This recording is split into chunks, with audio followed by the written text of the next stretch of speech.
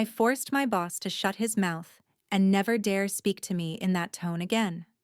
Now, everything in order. The first thing I noticed was the silence. Not the comfortable kind, the kind that exists between people who trust each other, but the brittle, watchful silence that forms when everyone in a room knows something is about to go wrong, and no one wants to be the one it happens to.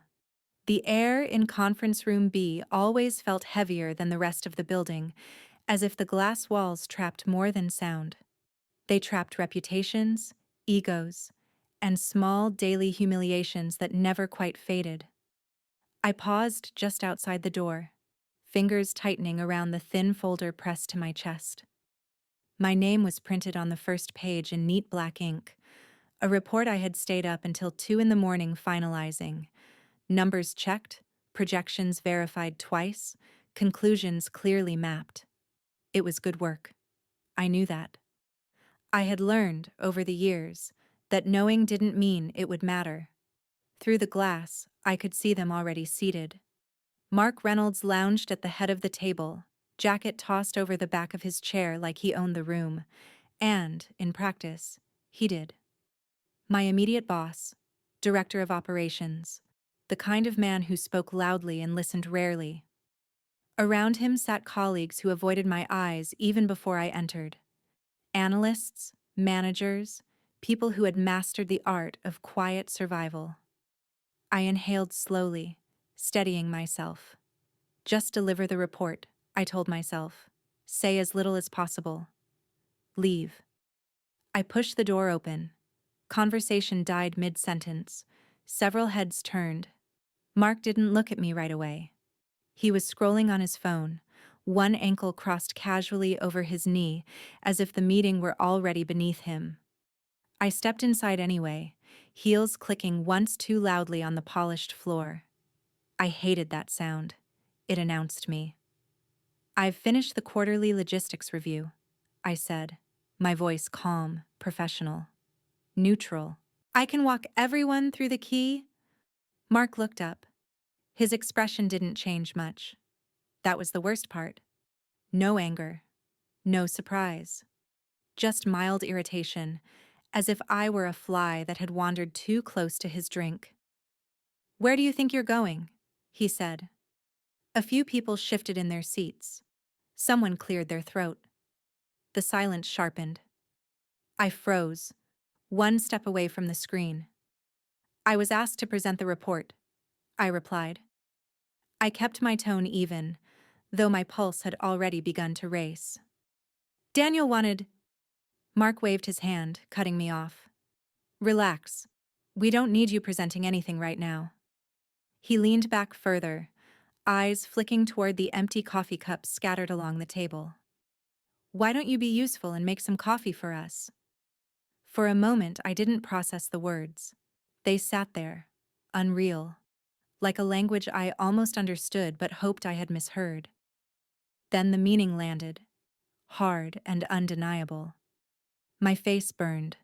No one laughed. No one objected. Not a single person spoke. They stared at the table, at their phones, at anywhere but me. The glass walls reflected my stillness back at me, a woman standing alone, folder clutched like a shield. I swallowed. Of course, I said quietly. The word tasted like rust. I turned before anyone could see how tightly I was clenching my jaw. Each step toward the door felt longer than the last. I could feel Mark's gaze on my back for a second, maybe two, before he lost interest entirely and resumed talking as if nothing had happened. The door closed behind me with a soft click. Only then did I let myself exhale. The hallway outside was blissfully empty. Fluorescent lights hummed overhead, indifferent witnesses to everything that happened inside those glass rooms. I stood there longer than necessary, staring at the neutral gray carpet as if it could offer me answers. My hands were trembling now. I flexed my fingers, forcing them still. This is temporary, I reminded myself. Everything is temporary. I walked toward the break room, the folder still tucked under my arm. I didn't know why I carried it with me. Habit, maybe. or stubbornness, proof that the work existed even if no one wanted to acknowledge it. As the coffee machine sputtered to life, my reflection stared back at me from the stainless steel surface, brown hair tied back too tightly, eyes that looked older than my 34 years, a composed face that had learned, the hard way, how to hide damage. People often assumed silence meant weakness. They mistook restraint for submission. I had learned how useful that assumption could be. The coffee finished brewing. I poured it carefully into cups, aligning them on a tray. My movements were slow, deliberate, controlled. Inside, something cold and steady had begun to form, a familiar sensation, like a door closing somewhere deep in my chest. I returned to the conference room and set the tray down without a word. Mark nodded at one of the managers, already mid-discussion, never once acknowledging me. Not with a thank you, not with a glance. I stepped back, unnoticed, and slipped out again. As I walked toward my desk, the report still pressed against my side. One thought repeated itself over and over, calm and unwavering. Remember this room. By the time I reached my desk, the heat in my face had cooled into something denser, heavier. Embarrassment fades quickly when it has nowhere to go. What replaces it is usually anger, but I had learned how to fold mine neatly, compress it into something manageable, something sharp. Mark Reynolds had taught me that skill without ever meaning to. This wasn't new, not even close. The first time he interrupted me, I told myself it was a misunderstanding. The second time, a coincidence. By the 10th, a pattern emerged so clearly that denying it would have been dishonest. Mark never raised his voice when he cut me off. He simply talked over me, louder until my words dissolved beneath his. In meetings, I would begin outlining an idea, watching nods form around the table, interest flickering. Then Mark would jump in, repeat the same points with different phrasing, and somehow the room decided they were his. Well, as I was saying, he'd start without irony. The first time it happened, I waited for acknowledgement. A glance, maybe. A correction. Someone saying, "Emma just said that." It never came. After that, I stopped waiting. He mocked my caution too. If I raised concerns about timelines or compliance, he'd smirk and say things like, "Let's not overthink it," or, "Emma likes to imagine worst-case scenarios." The room would chuckle politely. I would smile as if I agreed, as if the words didn't chip away at something private and vital. Once, after a 12-hour day, I sent him a detailed breakdown of potential risks attached to a new supplier contract. He replied an hour later with a single sentence: "You worry too much." 2 weeks after that, one of those risks materialized almost exactly as I'd predicted. Mark called an emergency meeting and presented a solution I had outlined in that very email. No mention of my name, just his decisive leadership saving the day. I learned quickly what visibility cost me, so I made myself invisible instead. I arrived earlier than anyone else and left later. I took on overflow work without complaint. When mistakes occurred, real or imagined, Mark found a way to trace them back to me. Once, a spreadsheet error caused by outdated data he'd provided became Emma's lack of attention to detail. I stood there while he explained my supposed failure to senior management, nodding solemnly, accepting blame with a practiced calm that surprised even me. Apologies became my currency. I spent them freely. There were moments, small, quiet ones, when others tried to hint at solidarity. A sympathetic look from Sarah in finance, a forced smile from Andrew when Mark dismissed one of my proposals too quickly. But no one spoke up. No one ever spoke up. They had families, mortgages, reputations still building. Silence was safer, and I understood. More than they knew. Mark rarely humiliated me one-on-one. That wouldn't have satisfied him. He preferred an audience. A subtle correction delivered mid-sentence, a joke at my expense that skirted just close enough to plausibility that protesting would make me look sensitive. He never called me incompetent outright. He didn't need to. He planted doubt and let it grow. "Emma's technically solid," he once said during a planning review, leaning back in his chair, "but she lacks big-picture thinking." I remember that day clearly, the way my pen froze above the notepad, the way the words lodged somewhere behind my ribs. I lacked big-picture thinking. I, who had mapped systems most of them didn't even realize existed. I, who had learned to see consequences before they formed. I said nothing. After the meeting, I returned to my desk and worked through lunch, as always. At night, alone in my apartment, I replayed these moments with clinical precision. Not to torture myself, though sometimes it felt that way, but to observe, to catalog.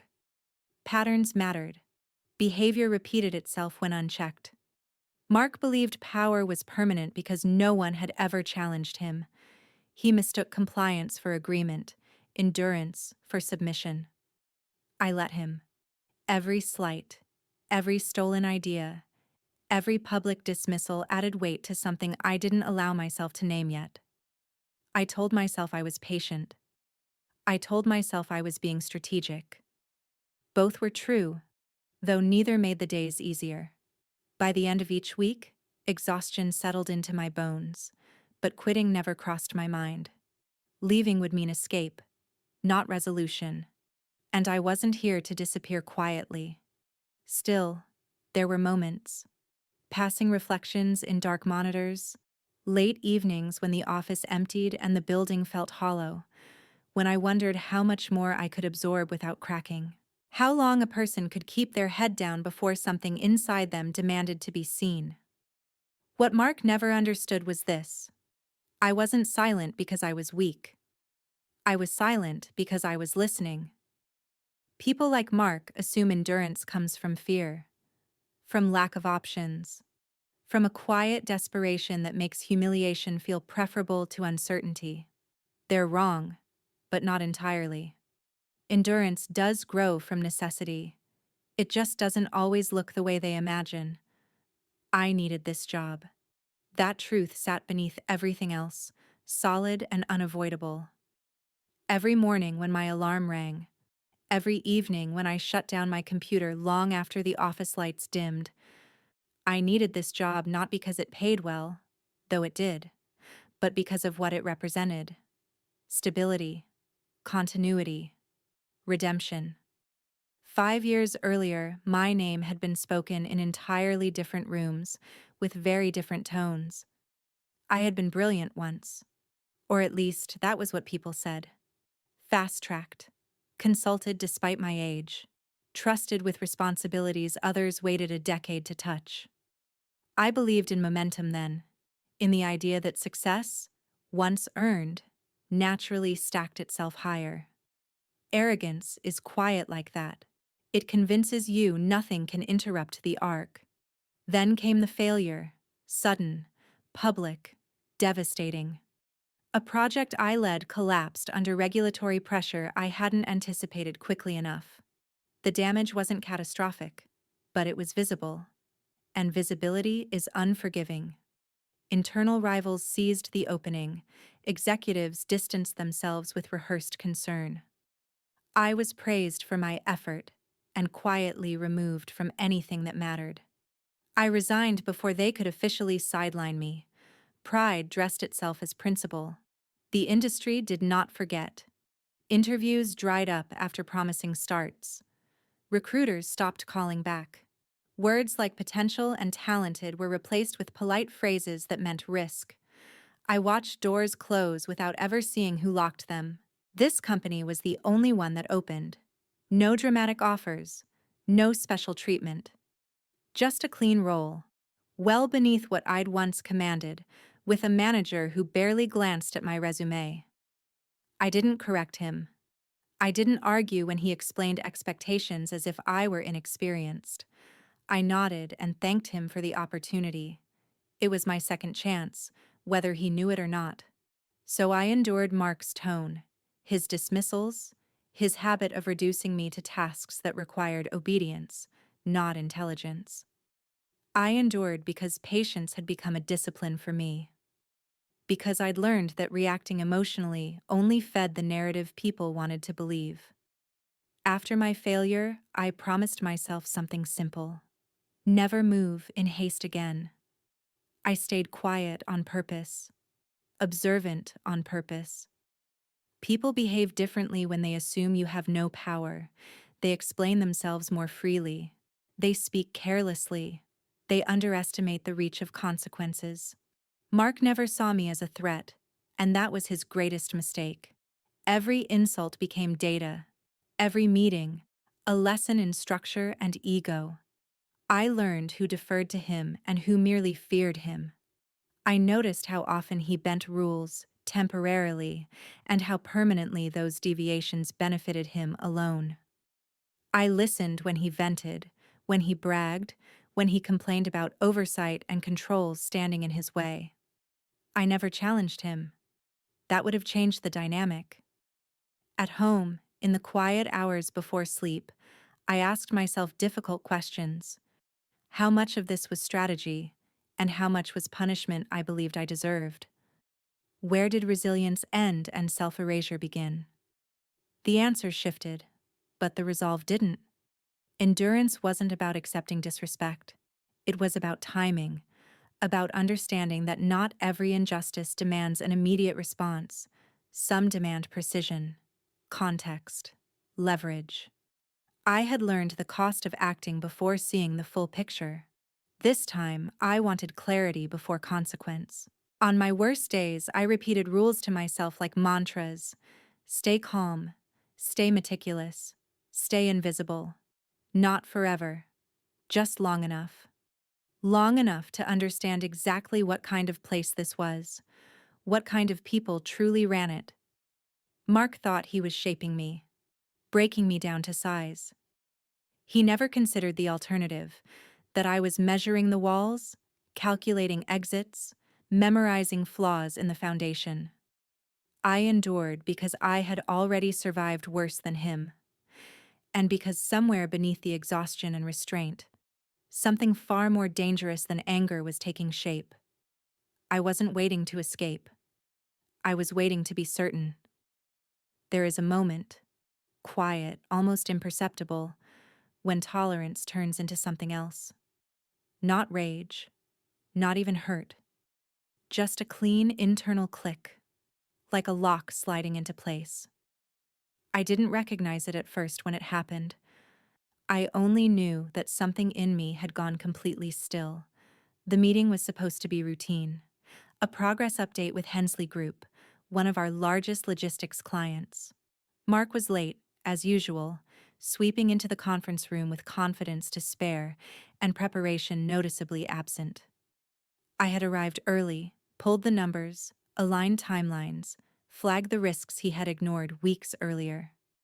Again. As I stood near the screen, waiting for the cue to speak, Mark launched into his summary. Halfway through his second slide, he stopped. "These projections don't make sense," he said, frowning theatrically. He turned to the client, then back to me. "Emma, care to explain why your numbers are off?" The air shifted. I felt it immediately. I kept my voice steady. "Those are the figures you approved last Thursday. The discrepancy comes from the expedited shipping clause you requested after—" Mark laughed. Actually laughed. No, let's not do this here." The client looked confused, concerned. "This delay is on you," Mark continued, gesturing toward the screen. "Emma miscalculated supplier turnaround. We're fixing it internally." For a fraction of a second, I considered correcting him. The evidence was right there. Emails, timestamps, approvals. One sentence from me could have redirected the blame, clarified everything. I saw the path with perfect clarity. Then I saw his face. Not defensive, not uncertain. Calm, confident. He knew he was lying. He was choosing the lie because it was easier, because this room belonged to him, because he had decided, without hesitation, that I would absorb the impact. Hensley's representative frowned. This delay puts our rollout at risk. We need accountability. Mark nodded gravely. And I take full responsibility for addressing it. Then lightly. Emma's already been spoken to. I felt something break. Not loudly, not dramatically, just enough to change the shape of things. I haven't been spoken to, I said. The words landed harder than I expected. Heads turned. Mark looked at me sharply now, irritation flickering into something colder. Let's stay focused, he snapped. We can discuss internal performance later. No, I said evenly. We can discuss it now. My heart was beating fast, but my mind was clear. Too clear. I flagged that supplier risk 3 weeks ago. You instructed me to proceed anyway. These numbers reflect that decision. Silence swallowed the room. Mark stared at me as if I'd violated an unspoken law. And maybe I had. His jaw tightened, eyes narrowing. Careful, he said quietly. You're mistaken. I wasn't. And for the first time, I didn't retreat. I'm not, I replied. The client's gaze flicked between us. Somewhere behind the glass walls, the office hummed, oblivious. Mark's voice hardened. This is neither the time nor the place for excuses.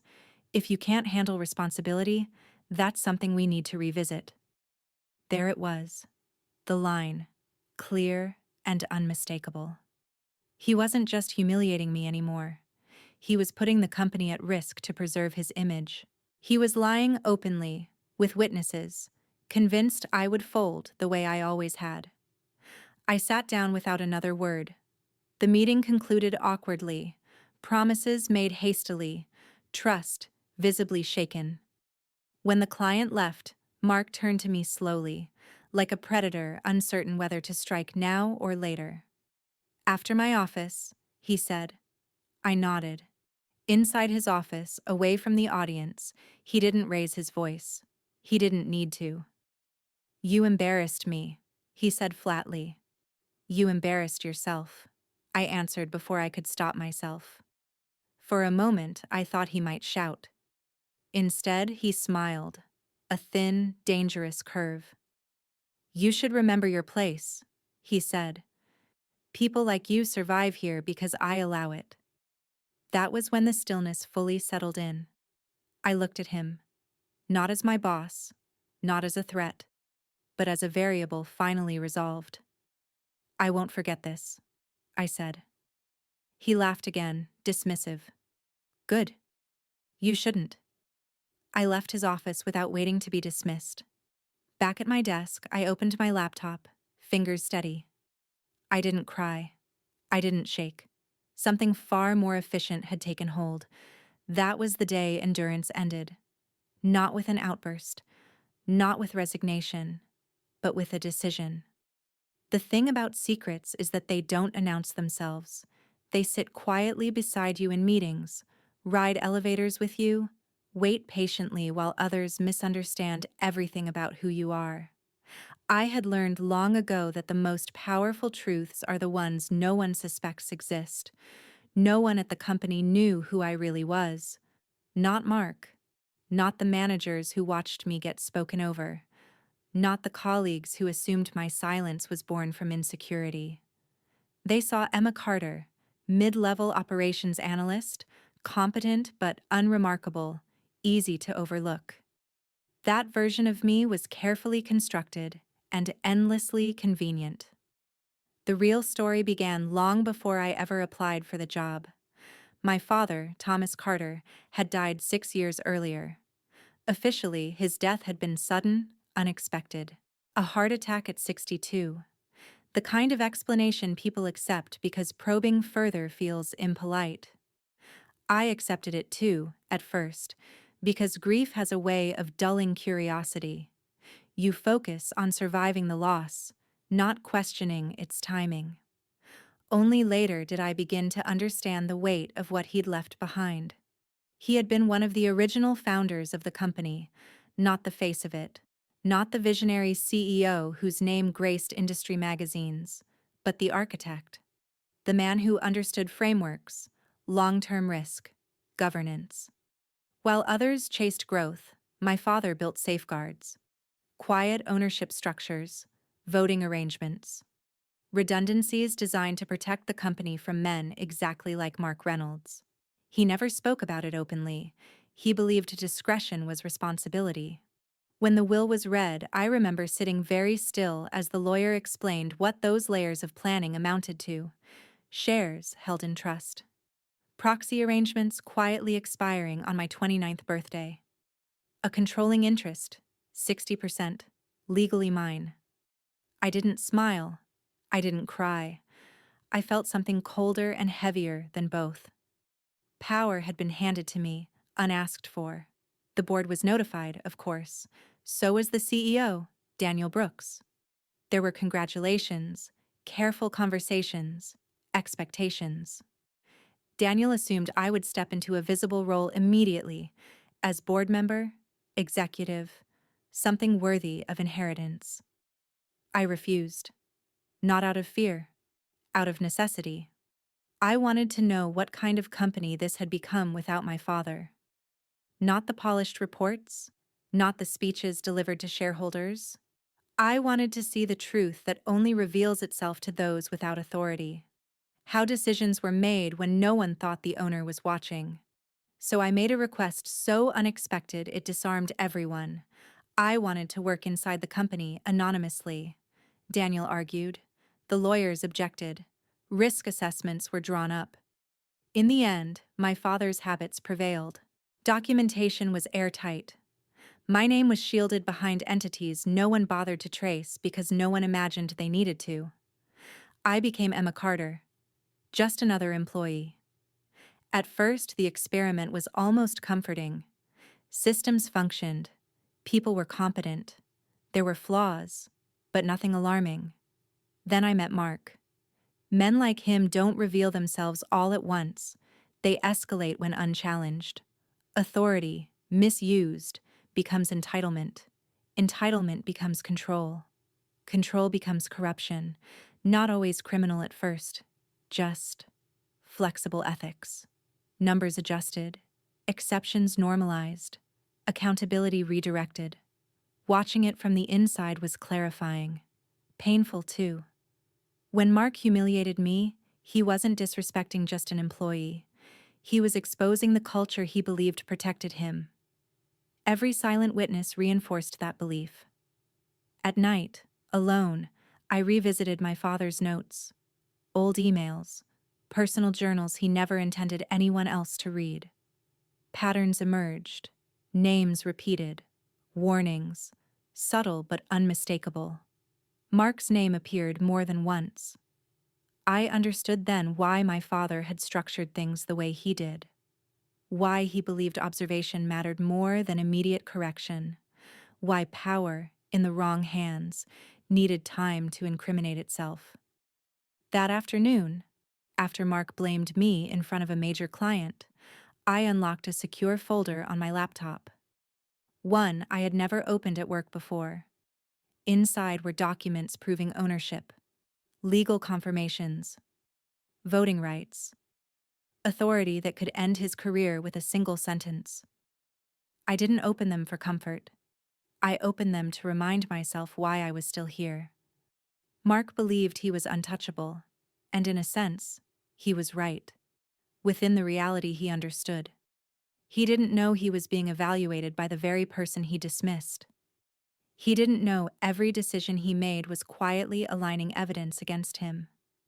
Power reveals character, and Mark had revealed his completely. I closed the folder and returned to work. I wasn't ready to act yet. But the truth was no longer just mine. It was waiting. Once you know where to look, corruption stops being dramatic. It's rarely hidden behind criminal bravado or secret meetings in dark rooms. More often, it lives in spreadsheets, in phrasing like adjustment or temporary measure, indecisions explained just well enough to discourage further questions. After the Hensley meeting, I stopped hesitating. I didn't change my behavior outwardly. I still arrived early, kept my head down, accepted Mark's tone with the same calm indifference. That consistency mattered. People relax when patterns remain intact. Mark relaxed too, assured that the small rebellion I'd shown was a one-time misstep, already contained. Internally, though, everything shifted. I began tracking instead of participating.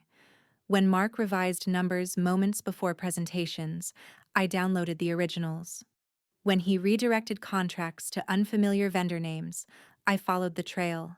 Not openly, not all at once, but patiently. Every questionable choice was logged with time, context, and corroboration. The first real crack appeared in procurement. Mark had always complained about supply chain inefficiencies, arguing they required creative solutions. One of those solutions was a logistics partner no one else had vetted. On paper, they offered competitive rates and impossible turnaround times.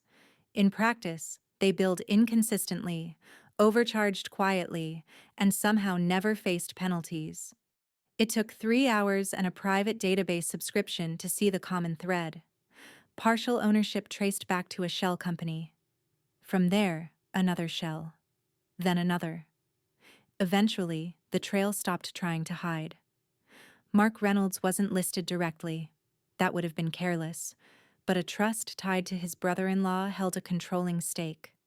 Legal. Technically disclosed. Conveniently buried in filings no one had reason to cross-reference. I felt no satisfaction at the discovery. Just confirmation. Next came the numbers. He favored rounding practices that benefited certain departments and starved others. Expenses were deferred strategically to inflate quarterly performance. When forecasts threatened to miss targets, reclassifications appeared overnight.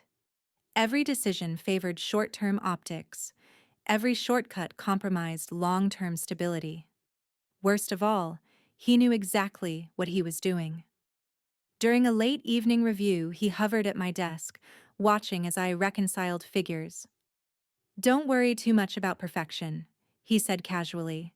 "Executives care about direction, not decimals." I looked up at him, neutral. "Decimals add up." He smirked. "Only if you're audited." The words lingered after he walked away. So I began building something far more durable than suspicion. I retained copies of emails where he issued verbal instructions confirmed days later with strategic ambiguity. I saved calendar invites that contradicted timelines he later denied. I compared internal reports with those sent to the board, subtle discrepancies, but consistent. Patterns don't lie. People do. What shocked me wasn't the scale of his corruption, but how comfortably it coexisted with routine. Mark didn't see himself as a villain. He saw himself as a necessary compromise, someone clever enough to bend systems for personal gain while claiming it served the company. That mindset was everywhere. Yet what truly crossed into irredeemable territory came weeks later, buried deep in an operational review. Mark had delayed compliance upgrades required by new regulations, not postponed, delayed, quietly, intentionally. The cost savings bolstered his quarterly numbers, but the exposure was catastrophic. Fines, lawsuits, reputational damage. He had gambled the company's future without disclosure. I sat alone in the office that night. Lights dimmed, the city glowing faintly through the windows. The evidence sprawled across my screen, undeniable now. My hands rested on the keyboard, unmoving. This wasn't mismanagement, it wasn't ego. It was abuse of power. And suddenly, my personal humiliation felt irrelevant. Mark hadn't just disrespected me. He had compromised everything my father had built, with intent and for profit. I knew then that this was no longer an experiment. This wasn't about observation or endurance. It had escalated into responsibility. I encrypted the files and backed them up in 3 separate locations. When I finally shut down my computer, the office was silent. empty. The kind of quiet that follows choices you can't undo. Mark thought no one was watching. He was wrong. And now, for the first time since I walked into that conference room months ago, I felt something close to certainty. Soon, he would understand exactly how wrong he'd been. Once the evidence existed, the next step wasn't exposure. It was containment. People imagine justice as something dramatic, a confrontation, raised voices, sudden downfall. In reality, it's procedural, slow, methodical, ruthlessly precise. If Mark fell without structure, he would land somewhere safe. If he fell correctly, there would be nowhere to land at all. I began outside the building. Through one of the holding entities my father had established, I contacted an external auditing firm with no prior relationship to the company. No favors owed, no reputations intertwined. I didn't ask for speculation or opinion. I requested a forensic audit under confidentiality, providing just enough documentation to justify their involvement without revealing the scale of what they'd uncover. They accepted within 48 hours. At the same time, I met with corporate counsel. Quietly, as shareholder, not employee. Sitting across polished wood tables in offices where no one interrupted me, I laid out the facts without emotion. Corruption, negligence, conflict of interest, regulatory exposure. No embellishment, just patterns. The lawyers didn't interrupt. They didn't reassure. They took notes. When I finished, one of them leaned back and said, "If this is accurate, unilateral termination won't be the most severe consequence." I nodded. I hadn't expected it to be. Next came Daniel. Daniel Brooks had always carried himself carefully, measured charm, executive calm, the kind of man who believed in process because process protected him from surprises. He knew my identity, of course, had known for years, but our interactions had been limited to formal updates and intentional distance. I asked for a meeting. No context. Just a request. He agreed immediately. When we sat down, I watched his expression shift as I slid the first file across the table. Then the second. Then the third. His questions were sharp, controlled. He didn't defend Mark. He didn't deny the possibility. He listened. By the time I finished, the room felt smaller. "You're certain?" he asked quietly. "Yes," I said. "And it goes deeper than what you're holding." Daniel exhaled slowly. "Why now?" I didn't answer right away. Because the truth wasn't simple. Because containment is no longer possible, I said finally. And because he believes the board exists to admire him, not oversee him. Daniel nodded once. A decision settling into place. We didn't speak about consequences yet. We spoke about sequencing. The auditors would finish their review first. The legal team would prepare parallel actions. No leaks. No warnings. Mark's greatest advantage was his confidence. We let him keep it. Together, we scheduled a board meeting. Same room. Same table. Daniel sent the invitations himself, framing it as a strategic review, future planning, structural realignment. Mark accepted within minutes, enthusiastic as always when power was in the room. I remained listed as operational support. That night, at home, I laid out every step again. Not because I doubted myself, but because I honored what was at stake. My father's legacy. Hundreds of employees' livelihoods. A company that had survived decades because someone once believed accountability mattered. I didn't sleep much. In the days leading up to the meeting, Mark's behavior escalated. Not suspicious, just arrogant. He interrupted more, postured harder, treated me with a casual cruelty that bordered on boredom. I watched him perform certainty like armor, completely unaware it was already failing. The trap wasn't clever. It didn't need to be. It was simply the truth, assembled correctly, presented where denial wouldn't survive. On the morning of the meeting, I dressed carefully. Neutral colors. No signals. No defiance. I looked exactly like the employee Mark expected to ignore. As I walked into the building, conference room lights already glowing ahead, one thought repeated calmly in my mind. Power doesn't disappear when challenged. It transfers. And today, it was coming back, where it belonged. The conference room looked exactly the same. Same glass walls, same polished table reflecting overhead lights, same chairs arranged with artificial precision, as if order alone could impose honesty. Even the faint smell of burnt coffee lingered in the air, unchanged since the day Mark had sent me out to make it. Déjà vu is a strange thing. It isn't memory repeating itself. It's the sensation that time has folded, that events are aligning deliberately. As I took my seat near the far end of the table, I felt calm in a way that surprised me. Not numb, not detached, just centered. Already seated were the usual players, senior managers whispering behind guarded expressions. Legal counsel, composed and unreadable. Mark Reynolds at the head of the table, jacket perfectly pressed, confidence radiating from him as if it were structural. He spotted me and smirked. "Emma," he said loudly before I could fully sit. "You're late." I wasn't, but accuracy had never mattered to him as much as control. "Apologies," I said evenly, though none were owed. He glanced at his watch theatrically. "Why don't you grab us some coffee before Daniel arrives? We'll get started soon." A ripple of discomfort moved around the table. Not resistance, never that, but awareness. Enough people remembered. Enough people understood what this moment echoed. I didn't move. Mark raised an eyebrow. "That wasn't a suggestion." Before I could respond, the door opened. Daniel Brooks entered without announcement, his presence immediate and unignorable. He didn't smile. He didn't greet anyone at first. His eyes went straight to Mark. "That won't be necessary," Daniel said calmly. The room stilled. Mark laughed lightly. "Just trying to keep things moving." Daniel took the seat opposite him. "Then let me help."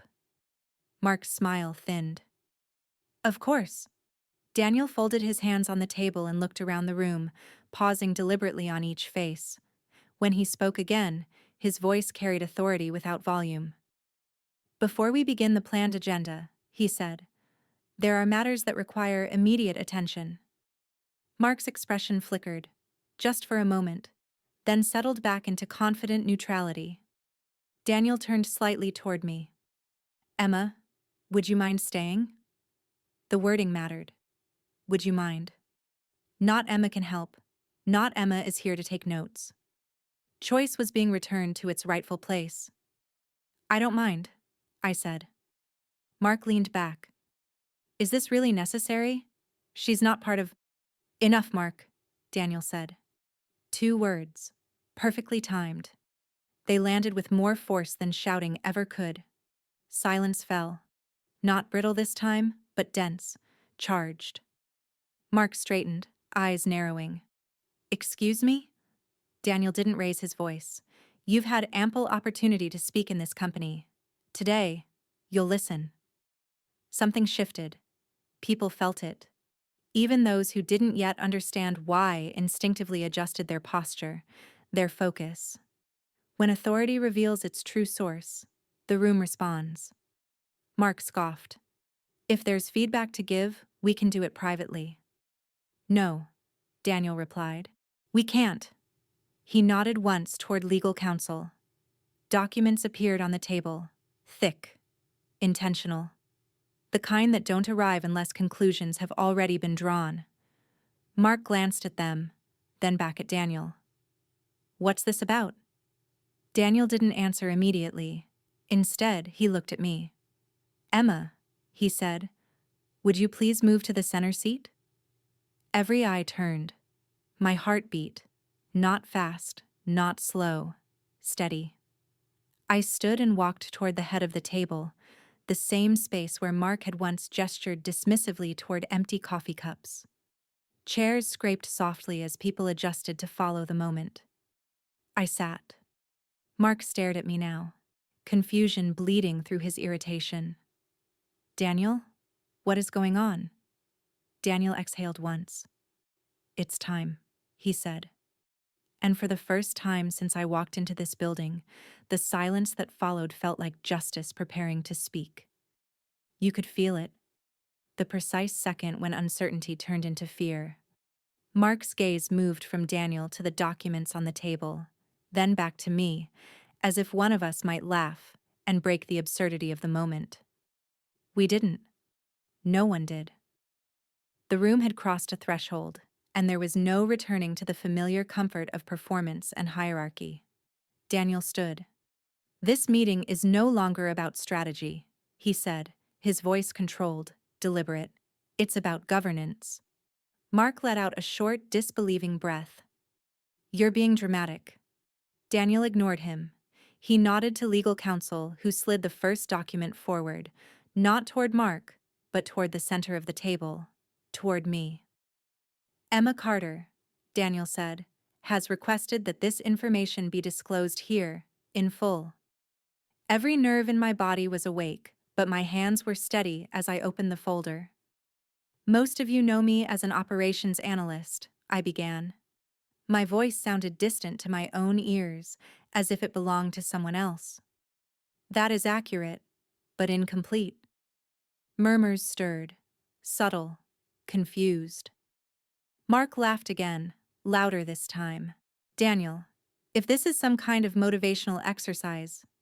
Mark, Daniel said quietly, I strongly suggest you stop speaking. Mark's mouth snapped shut. I continued. 6 years ago, Thomas Carter, one of this company's original founders, passed away. What was not made public, and did not need to be, was the structure of ownership he left behind. I turned a page. Numbers, names, percentages, clean, undeniable. Through a series of trusts and holding entities established decades ago, his controlling interest transferred to a single beneficiary. A pause. Not for drama, for gravity. That beneficiary is me. The room erupted, not loudly, not chaotically, but audibly. Gasps, sharp inhales, chairs shifting as people leaned forward, suddenly desperate to see the pages they had ignored until now. Daniel stepped in seamlessly. 60%, he said, verified, audited, legally unambiguous. Mark had gone very still. That's not possible, he said after a moment. His voice lacked its usual edge. I would have known. You weren't meant to, I replied. And your certainty that you knew everything is precisely why this worked. He shook his head, eyes darting. This is insane. If that were true, why would you... He gestured vaguely at me. Why would you be sitting down there, letting me... treat me the way you did? I finished. That landed. I wanted to understand this company, I said evenly, not as an owner, as an employee. I wanted to see who led when they believed no one powerful was watching. Mark stood abruptly. This is a setup. Yes, I said, but not the kind you think. Daniel nodded toward the other stack of documents. The external auditors completed their report yesterday. Color drained from Mark's face as pages were turned. Procurement conflicts, undisclosed interests, manipulated forecasts, deferred compliance. The evidence didn't accuse, it documented. You've been diverting company resources for personal gain, Daniel continued, exposing us to regulatory action, risking contracts, jobs. Mark's mouth opened, closed. This is a witch hunt, he said, too quickly. She planned this because she doesn't like me. I met his gaze. Mark, you sent me to make coffee during a board prep meeting. That's not... You blamed me in front of a client for your own decision. You laughed when I warned you about audits. You told me people like me survive because you allow it. Each sentence stripped something away. You weren't betrayed, I said calmly. You were observed. One of the senior managers lowered her eyes. Another stared at the table, jaw tight. They all understood now. Not just who I was, but who they had enabled. Daniel spoke last. "Effective immediately," he said. "Your employment is terminated, access revoked, legal proceedings will follow." Mark looked around, searching for support, for outrage, for disbelief. None came. Authority had abandoned him because it had never been his to begin with. As security appeared at the door, he turned to me one final time. "You planned this from the start," he said bitterly. I shook my head. "No, I planned to understand. You did the rest yourself." He was escorted out without another word. The door closed. No one spoke for several seconds. Then Daniel exhaled and looked at me. Not as a secret, not as an employee, but as what I had always been. "The company is yours," he said. I closed the folder. "No," I replied softly. "It's protected now." And for the first time in a long while, the silence felt earned.